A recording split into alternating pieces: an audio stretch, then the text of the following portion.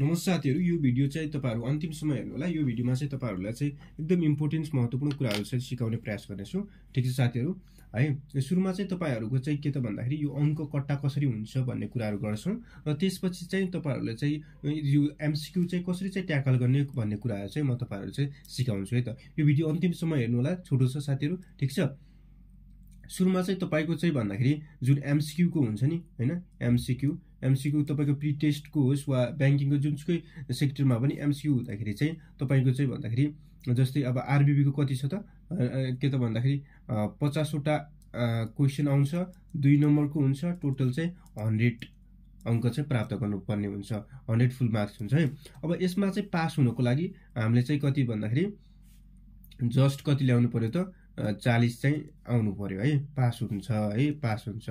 अब यो पास अब जस्ट 40 भनेपछि 20 क्वेशन मिलाएर त पास भइदैन है।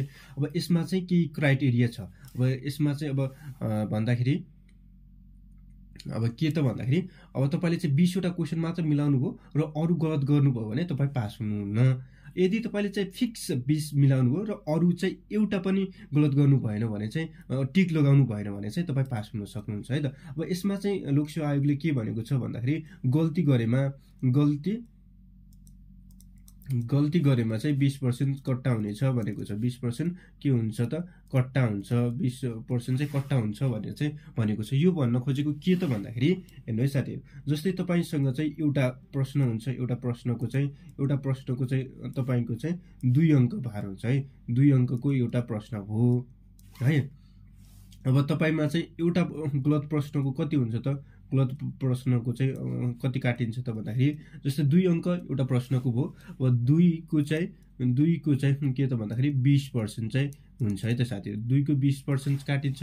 2 को 20% भनेको कति भयो त, यो क्याल्कुलेसन गर्दाखेरि 2 * 20/% लाई हटाउन 100 ले डिभाइड गर्ने, यो हुन्छ साथीहरु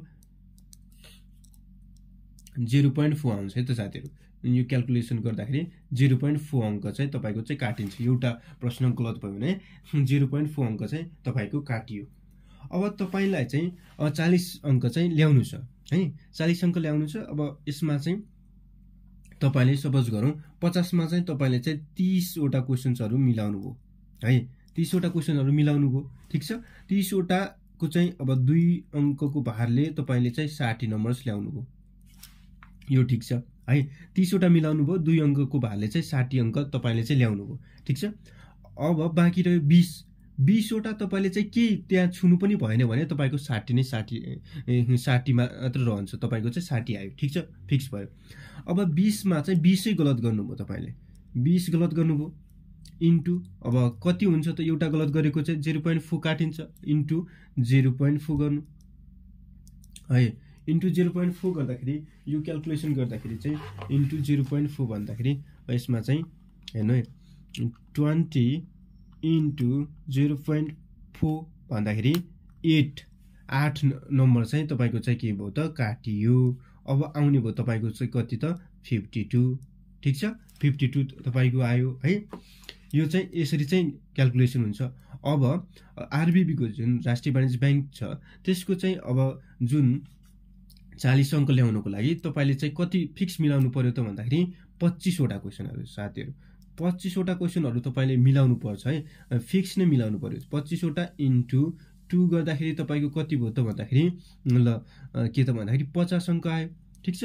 अब तपाईले चाहिँ 25 वटा गलत गर्नुभयो, 25 वटा गलत गर्नुभयो 0.4 भनेको यो चाहिँ कति हुन्छ त भन्दाखेरि 25 वटा गलतको चाहिँ कति हुन्छ त इन्टु 0.4 भनेको चाहिँ है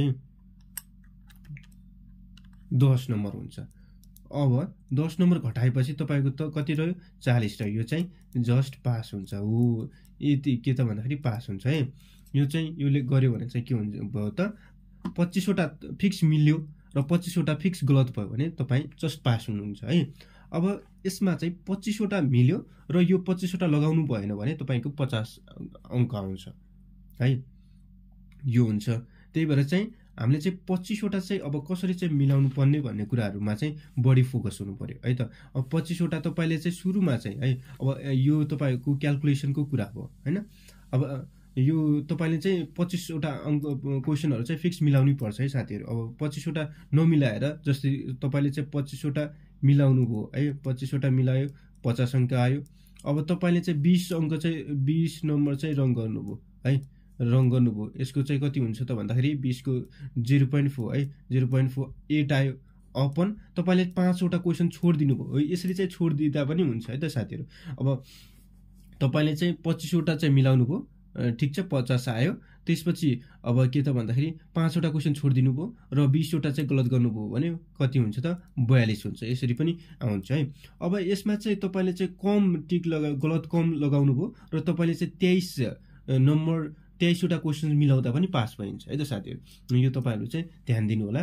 र तपाईले चाहिँ अब यसमा चाहिँ कुन तरिकाबाट चाहिँ तपाईले चाहिँ MCQ मा चाहिँ के त भन्दाखेरि अब सल्भ गर्न सक्नुहुन्छ त्यो कुराहरु गर्छु है त। यसमा चाहिँ तपाईको चाहिँ 45 मिनेट हुन्छ हैन साथीहरु, 45 मिनेट हुन्छ साथीहरु। 45 मिनेटलाई चाहिँ हामी के त भन्दाखेरि 3 खण्डमा चाहिँ बाँड्छौं है त।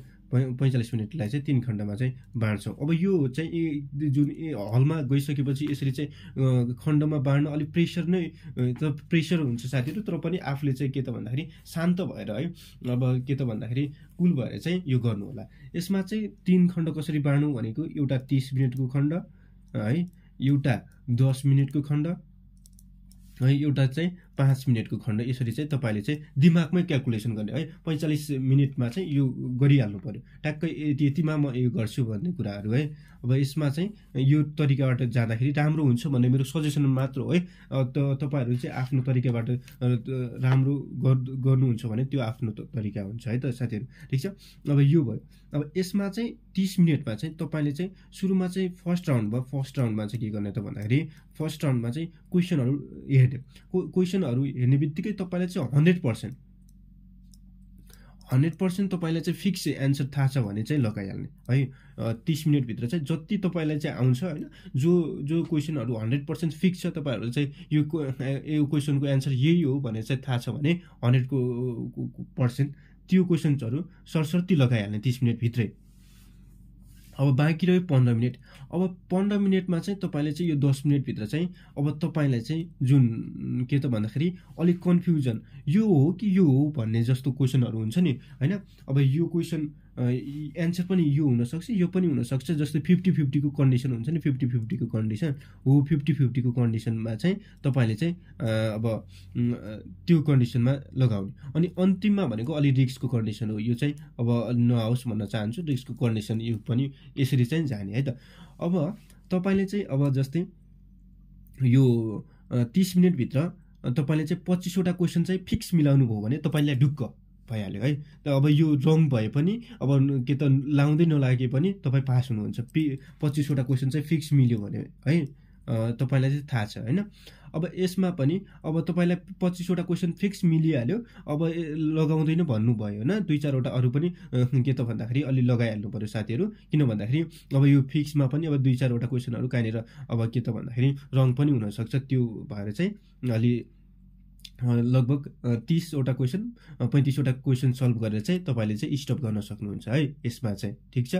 अब यहाँ यसमा चाहिँ अब जुन तपाईले चाहिँ ल 15 वटा क्वेशन मात्र मिलाउनु भयो फिक्स है। 15 वटा मात्र क्वेशन मिलाउनु भयो भने तपाईले चाहिँ यता जान सक्नुहुन्छ। 15 वटा मात्र मिलाउनु भयो भने अब तपाईलाई चाहिँ अब पास ल्याउन त अब के त 25 वटा क्वेशन जति त मिलाउनु पर्यो है।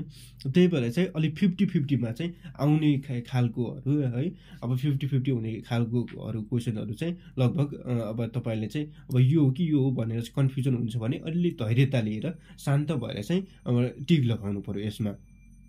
यसमा टिक लगाएर चाहिँ अब लगभग 10 वटा क्वेशन जति मिल्यो भने तपाईको चाहिँ 10 वटा क्वेशन जति मिल्यो भने पास हुने सम्भावना हुन्छ साथीहरु है योको। अनि अन्तिममा चाहिँ यदि तपाईलाई चाहिँ अब यो जुन 50-50 पनि भएन भने तपाईले अलि के त भन्दाखेरि 5 मिनेटमा चाहिँ अलि रिस्क पनि लिन सक्नुहुन्छ है त। रिस्क भनेको अब अलि सोचेर अलि के त भन्दाखेरि अब यो त अब पढेको विद्यार्थीहरूले चाहिँ अब गर्न नहुने अब के त भन्दाखेरि पढेको विद्यार्थी भन्दा पनि नपढेको विद्यार्थी भन्दा पनि यस्तो हुनसक्छ कि साथीहरू, जस्तै अब तपाईँले चाहिँ धेरै पढ्नुभयो है, धेरै पढ्नुभयो तर त्यो क्वेसनहरू चाहिँ आएन भने चाहिँ तपाईँको चाहिँ के हुन्छ त भन्दाखेरि अलिक समस्या हुन्छ है। अब कसले चाहिँ अब थोरै पढेको छ तर जुन क्वेसनहरू जुन के त भन्दाखेरि क्वेसन पढेको जति उसले आएको छ भने उसले चाहिँ गर्न सक्छ नि त होइन। हुन त अब धेरै पढेकोलाई चाहिँ अब नफस्ने भन्ने होइन, कहाँनिर हुनसक्छ साथीहरू सम्भावना है। अब कसैले चाहिँ पढ्छु भन्दाखेरि एउटा जुन सिलेबस हुन्छ नि, सिलेबस राष्ट्रिय वाणिज्य ब्याङ्कको वा कुनै पनि सिलेबसभित्र नबसेर चाहिँ अरू कन्टेन्टहरू पढेको पनि हुनसक्छ नि त, त्यो पनि समस्या छ है। त्यही भएर चाहिँ के त भन्दाखेरि अब पढेकै आधारमा चाहिँ त्यस्तो हुन्छ के अरे राम्रै हुन्छ भन्ने चाहिँ हुन सक्दैन, भन्न सकिँदैन साथीहरू। त्यसमा चाहिँ अलि विचार गर्नु होला र अन्तिम 5 मिनटमा चाहिँ अलिक रिस्क लिएर चाहिँ तपाईँले चाहिँ टिक लगाउन सक्नुहुन्छ। र के त भन्दाखेरि लगभग तपाईँले चाहिँ 23 क्वेसन्सहरू एकदम पर्फेक्ट 100% तपाईँले चाहिँ लगाउनु भयो र तपाईँले चाहिँ 20 क्वेसन गलत लगाउनु भयो, 5 क्वेसन छोडिदिनु भयो भने पनि पास भइन्छ है त साथीहरू। त्यो हुन्छ। तपाईँले चाहिँ अब आफ्नो तरिकाबाट जानुहुन्छ भने पनि जानु होला। तर इक्जाममा चाहिँ एउटा कुरा चाहिँ प्रेसर हुन्छ नि, प्रेसर चाहिँ अलि आफूले चाहिँ ह्यान्डल गर्नु पर्यो, शान्त भएर चाहिँ के त भन्दाखेरि इक्जाम दिनु पर्यो। र आएकै कुराहरू पनि छुट्छ साथीहरू। जस्तै अब म तपाईँहरूलाई चाहिँ एउटा के त भन्दाखेरि जस्तै यो क्वेसन नम्बर 1, क्वेसन नम्बर 2 अनि क्वेसन नम्बर 3 छ है। तपाईँलाई चाहिँ यो फर्स्ट क्वेसन्स आयो, टक्क लगाउनु भयो है, ग्लु लगाइहाल्नु भयो। र सेकेन्ड क्वेसन आएन, सेकेन्ड क्वेसन आएन र थर्ड क्वेसन सेकेन्ड क्वेसन आएन, मानौ थर्ड क्वेसन आयो टक्क है, थर्ड क्वेसन आयो। अब तपाईँ के गर्नु, अलि प्रेसरमा अलि हतपतमा के हुन्छ त भन्दाखेरि दिमागले चाहिँ जस्तै अब यो सेकेन्ड क्वेसन आएको छैन भन्ने फिल हुँदैन।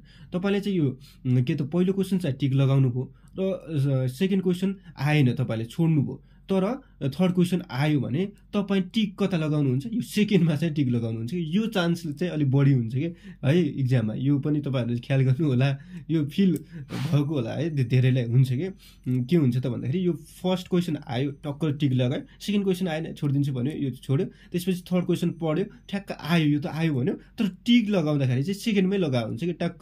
त्यही भएर चाहिँ यो पनि मिस्टेक भयो, यो पनि मिस्टेक भयो है, दुईवटा क्वेसन गयो। त्यसरी चाहिँ नगर्नु होला भन्ने मेरो सजेसन हो है।